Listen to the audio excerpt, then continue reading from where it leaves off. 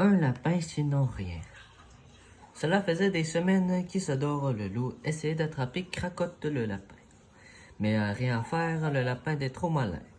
Dès qu'Isidore s'approchait, il se cachait sous un tas de feuilles haut dans le creux d'un tronc et observait le loup en riant, aux éclats et en gloussant « Tu me trouveras pas, tu me trouveras pas ». Mais Isidore avait assez, ce lapin était décidé, il allait le capturer. Toute la nuit, Isidore prépara une piège armée de fils et de aiguilles et cousu un filet auquel le lapin ne pourra pas se résister.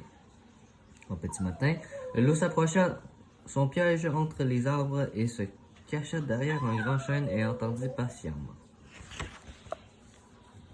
Après quelques heures, Cracotte se montra enfin. Isidore tira sur une corde et le filet tomba à terre.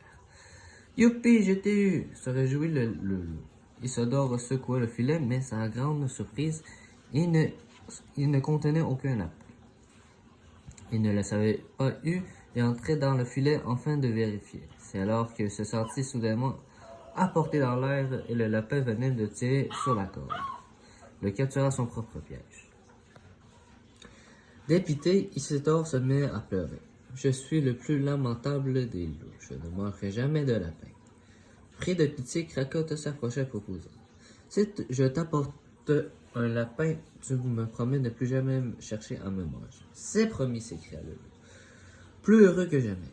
Le lapin s'éloigna en laissant Isidore dans son filet.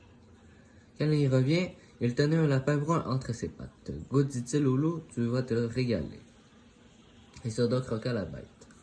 « Mais c'est délicieux, quelle est cette race? Lapin bélier, lapin angora, lapin garenne, demanda-t-il. C'est un lapin au chocolat.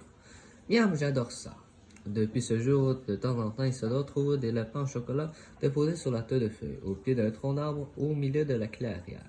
Il ne cherche donc plus jamais à capturer des vrais lapins et toute la forêt s'en porte bien.